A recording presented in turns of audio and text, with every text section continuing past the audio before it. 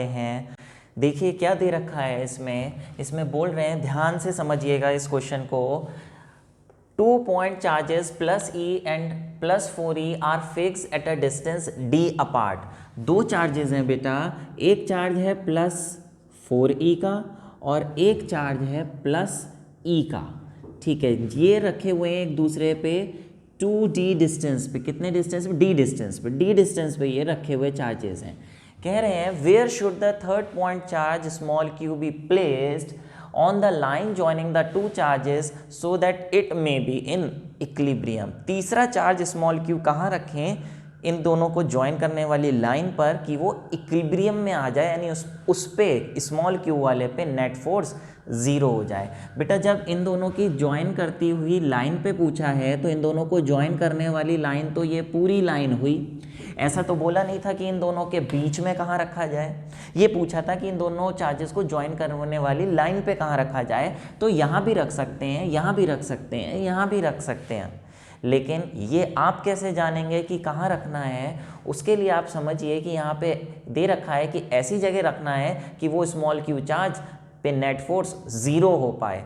तो यहाँ रखें, यहाँ रखें या यहाँ रखें में से एक ही आंसर ऐसा हो सकता है, एक ही पोजीशन ऐसे हो सकती है जहाँ पे उस पर नेट फोर्स ज़ीरो होगी। चलिए देखते हैं पॉसिबिलिटीज़ क्या क्या हैं। बच्चे आप देखिए, अगर हम यहाँ पर रख देंगे उस चार्ज को, जैसे स्मॉल q चार्ज है वो हमने यहाँ पे रख दिया स्मॉल q चार्ज, चाहे ये प्लस हो चाहे माइनस हो, क्वेश्चन में दे नहीं रखा है। लेट से हम मान लें ये प्लस है, तो बताइए इस पे कौन कौन फोर्स लगाएगा? ये ए है, ये बी है, तो ए वाला इसको कहाँ ले जाएगा? प्लस वाले को धक्का मारेगा। ये force on P due to O हो जाएगी, ड्यू टू ए हो जाएगी।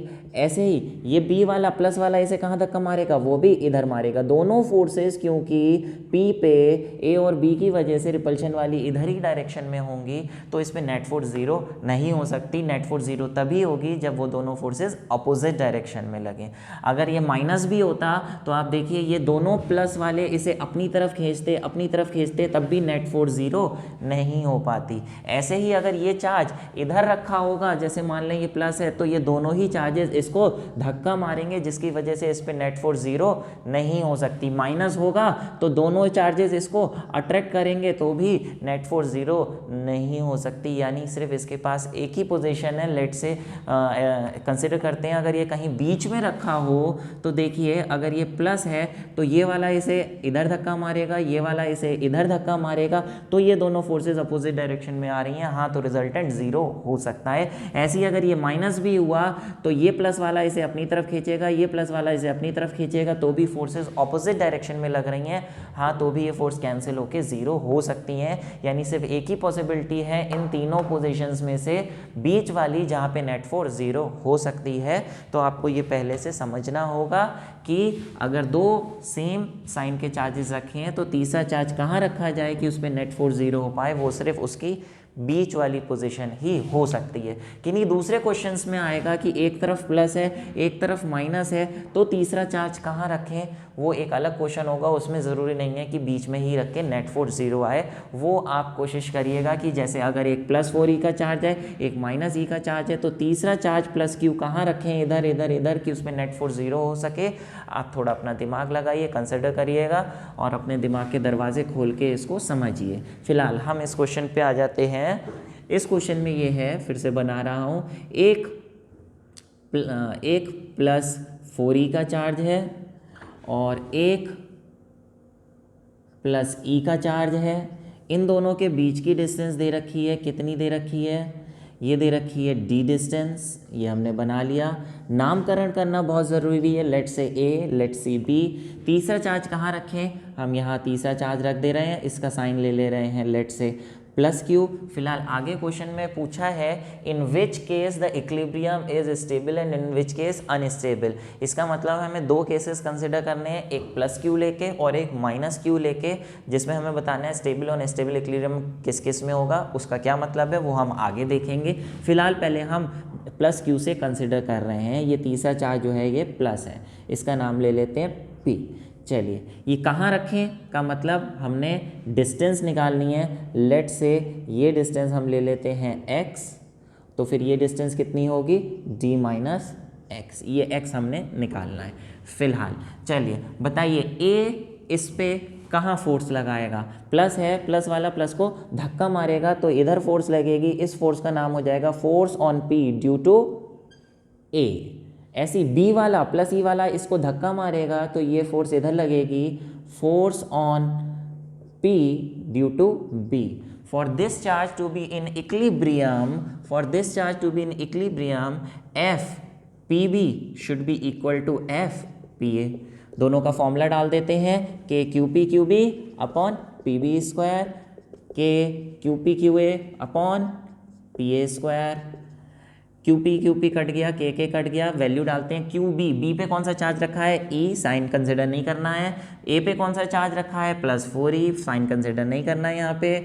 PB कौन सा डिस्टेंस है, P से B तक है D माइनस एक्स और P से A तक है x, यहाँ पे लिख दे रहे हैं P से A तक x स्क्वायर और ये D माइनस एक्स का होल स्क्वायर।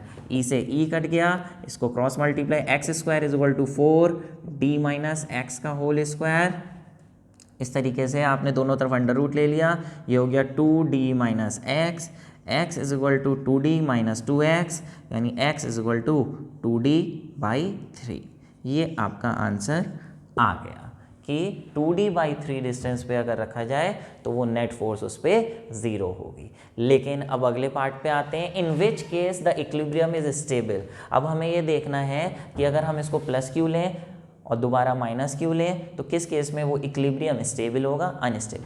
बात आई सर स्टेबल इक्विलिब्रियम और अनस्टेबल इक्विलिब्रियम का क्या मतलब है, इसको मैं आपको एक एग्जांपल से समझाता हूँ ताकि पूरे आगे हर चैप्टर के न्यूमेरिकल्स में आपको वो दिमाग में बस जाए।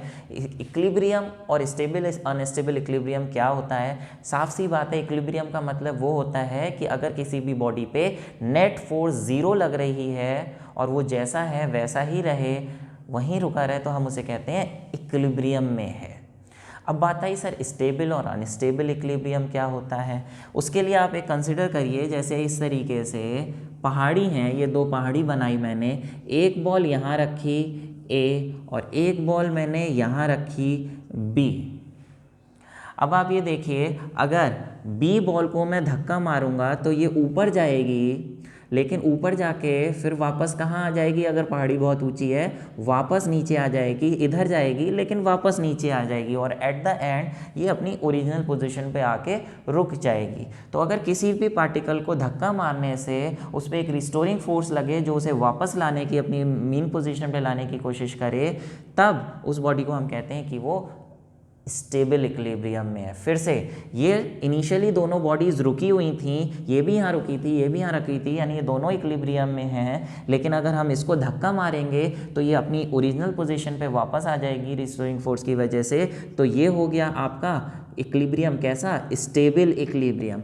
लेकिन अगर इसको हम धक्का मारेंगे, पहले से रुकी हुई थी तो इक्विलिब्रियम था, लेकिन धक्का मारेंगे तो ये आगे चली जाएगी, वापस नहीं आ पाएगी, तो ये कैसा इक्विलिब्रियम हो गया, अनस्टेबल इक्विलिब्रियम। उम्मीद है इस एग्जाम्पल से बहुत अच्छी तरीके से आप समझ गए होंगे कि स्टेबल और अनस्टेबल इक्विलिब्रियम क्या होता है। ऐसे ही हमें यहाँ पे बताना है कि ये चार्ज स्टेबल इक्विलिब्रियम में है या अनस्टेबल। मतलब हम इसको अगर एक तरफ धक्का ले मारें तो ये वापस आएगा तो स्टेबल, वापस नहीं आएगा अपनी पोजीशन पे तो अनस्टेबल। देखिए जैसे बच्चे यहाँ पे आप देखिए दोनों फोर्सेस इक्वल हैं, ये इक्विलिब्रियम में है, लेकिन अगर आप इसे B की तरफ ले जाएंगे, B की तरफ ले जाने से क्योंकि ये B के पास आएगा तो B की वजह से इसकी फोर्स, B की वजह से ये वाली जो फोर्स है पास में आने से बढ़ जाएगी या कम हो जाएगी, बिल्कुल पास में आने से ज़्यादा धक्का मारेगा तो ये फोर्स इंक्रीज हो जाएगी। जबकि B के पास ले जाने से क्योंकि ये A से दूर चला जाएगा, A से दूर जाने की वजह से A वाली जो फोर्स है वो क्या हो जाएगी, डिक्रीज हो जाएगी। तो बच्चे एक आप देखिए ये वाली फोर्स बढ़ जाएगी, ये वाली फोर्स कम हो जाएगी इधर जाने की वजह से, तो नेट फोर्स किस डायरेक्शन में लगेगी, कौन सी इन दोनों में से बड़ी होगी, ऑब्वियसली ये वाली इन दोनों में से बड़ी होगी। तो अगर हम इस चार्ज को इधर ले जाएंगे तो इस पे इधर की तरफ ज़्यादा फोर्स लगेगी, जिसकी वजह से ये वापस अपनी ओरिजिनल पोजीशन पे आने की कोशिश करेगा। इसका मतलब ये चार्ज कैसे इक्विलिब्रियम में है, स्टेबल इक्विलिब्रियम में है, क्योंकि धक्का मारने पर भी ये वापस आ रहा है। ऐसे इधर की तरफ ले जाके भी आप कंसिडर कर सकते हैं। फिलहाल अगर इसी की जगह अगर माइनस क्यू चार्ज लेते तो देखिए माइनस क्यू लेके देख रहा हूँ, ये प्लस 4e का चार्ज है, ये प्लस e का चार्ज है, यहाँ पे एक चार्ज रखा था प्लस q का, प्लस नहीं, इस बार हम कंसिडर कर रहे हैं कैसा, माइनस चार्ज, ठीक है, ये a, ये b और ये p। अब इसे अगर हम एक तरफ, इस पे दो फोर्सेस लग रही थी, बताइए प्लस की वजह से इस पे किस डायरेक्शन में लगेगी, इधर की तरफ, इस फोर्स का नाम होगा F1P ड्यू टू a, और ये प्लस वाला इसे कहाँ ले जाएगा, अपनी तरफ, तो इस फोर्स का नाम होगा F1P ड्यू टू B।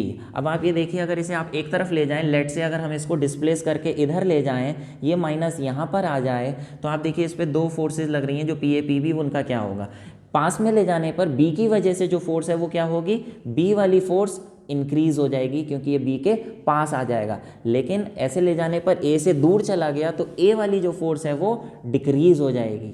तो आप ये देखिए, हम इसे इधर ले गए, इधर ले जाने पे ये वाली फोर्स बढ़ गई, ये वाली फोर्स बढ़ गई, यानी इस पे जो नेट फोर्स है वो आगे की तरफ राइट साइड में लगेगी, जिसकी वजह से अगर यहाँ ले जाके इसे छोड़ दें तो इंक्रीज फोर्स की वजह से ये अपने आप कहाँ चलने लगेगा, अपने आप आगे जाने लगेगा। इसका मतलब आगे ले जाने से ये और आगे चला गया, वापस नहीं आया, तो ये कैसा इक्विलिब्रियम हो गया, अनस्टेबल। तो आप यहाँ पे दोनों पार्ट्स में लिखेंगे, if the charge is plus Q then the equilibrium will be stable, and if charge is minus Q then the equilibrium will be unstable. Plus Q में stable equilibrium and minus Q में unstable equilibrium. कैसे,